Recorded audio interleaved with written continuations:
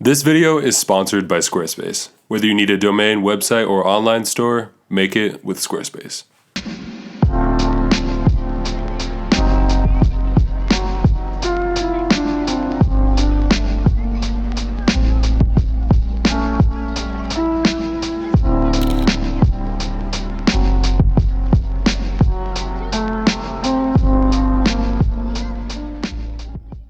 All right, what is going on, everyone? Welcome back to a new YouTube video. Today we're talking about something that has been exciting me over the last couple weeks and months, and that is the brand new iPhone 11 Pro Max. Specifically, we're going to be talking about the portrait mode option on the phone today. If you guys have seen in my other review videos of this phone, you know that I'm really excited about shooting with it. I'm really impressed with a lot of the images I've been able to get out of this phone. And I think it's the first phone for me that actually screams professional versus a lot of the other phones I've tried over the course of the last couple years. Obviously, there's some flaws to it, but in the general eye of photographers, I think it's really making strides as far as image quality goes, and just usability and all the different new features that are now available on this phone. But yeah, we're going to be doing a couple different shoots throughout Los Angeles for the week, and I'm just going to bring you guys along. I'm going to give you guys some tips on how to take better photos, specifically portraits, with this iPhone 11 Pro. This can also apply to any other iPhone out there, or really any phone that has a portrait mode. And then we're going to just show you guys the images and give you our thoughts as we go. So let's not waste any more time. Let's pack up this phone, head out, and shoot some photos.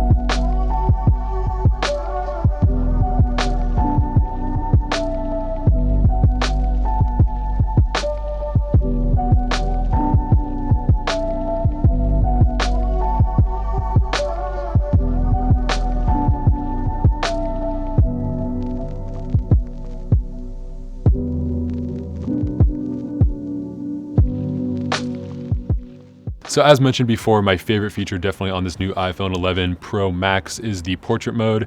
I think a lot of people are talking about, the triple camera, the ultra wide options, and even stuff like deep fusion.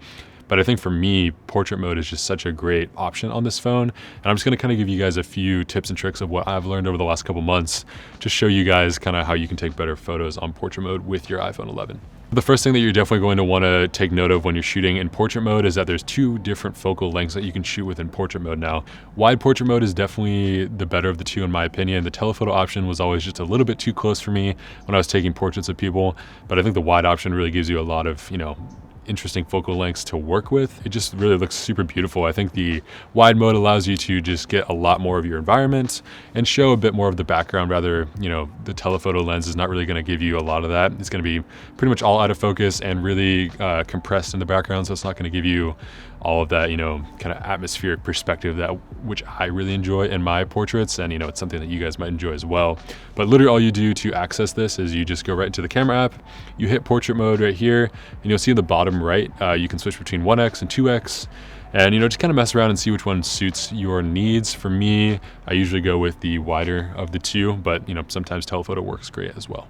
So the next thing that I really have been enjoying, and I actually just found this out pretty recently, is that you can change the aperture of your portrait mode after the fact. So say if I'm going to take an image right here and I take the portrait just like so, I have my subject all lined up, and then once you take it, you can go click on the photo, click edit, And then you see at the top left, there's actually your aperture. So I shot this at an aperture of f2.8, but say I want some more depth of field or less depth of field, maybe it just looks kind of fake.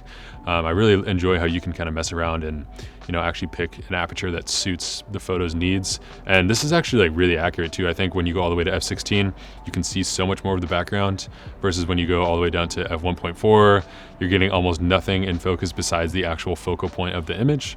And for me, that's just something that I've really enjoyed because it kind of allows you to fine tune your image after the fact, which is kind of, something that we're not really used to as far as, photographers and DSLRs go. You can't really, you can't adjust your aperture after the fact. So I think that's pretty cool with the new iPhone 11 Pro that you're able to do this. And it's something that I'm going to continue to use going forward. So in addition to actually adjusting your aperture after the fact, you can also do it in camera as well. So if you switch over to the portrait mode, you can click the top right of your screen and then you can just adjust your aperture accordingly. I mean, if you want some sort of portrait effect with some nice depth of field, I would probably recommend not going higher than maybe f4, 3.5 if you want some bokeh and some depth of field. But if that's not what you're after, then you can obviously just switch over to the normal camera app as well. But it's cool that you can adjust it in camera, and it really does a good job of just kind of giving you an accurate representation of what it's going to look like after you take the photo. That's obviously a huge perk of shooting on a mobile device, is what you see is what you get, and with this, that is no different. When you're taking photos in portrait mode, especially the ultra wide option, some of the time it doesn't really get all of these subjects' face in focus, especially if that's what you're going for as far as your focal point. But at the same time, it's really just important to kind of tap on the screen and see if you can get different points in the image that are actually going to give you what you want in focus. Sometimes you got to kind of try and just tap around and see what's going to actually give you the best option. Sometimes, even for me, I notice when I'm shooting it straight on is when the camera has the most difficult time. So if you can even just move a little bit to the side where you have some depth to your subject's face and their head, it makes it a lot easier to get a portrait in focus. But for me, that's something I struggled with in the first couple days of shooting with this, especially the wide portrait mode option, because it's trying to hunt and figure out what you actually want in focus. But if you continue to tap around the image, you're going to be able to get a pretty sharp image most of the time.